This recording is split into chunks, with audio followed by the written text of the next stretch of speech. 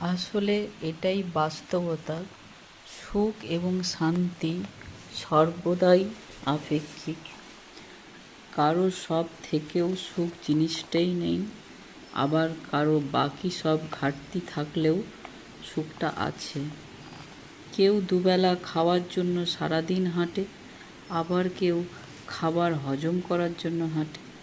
কারো মার্সিডিজ থামছে রাতের গভীর নিষিদ্ধ পল্লীতে, ঘরে অপেক্ষারত স্ত্রী দীর্ঘনিশ্বাস ফেলছে।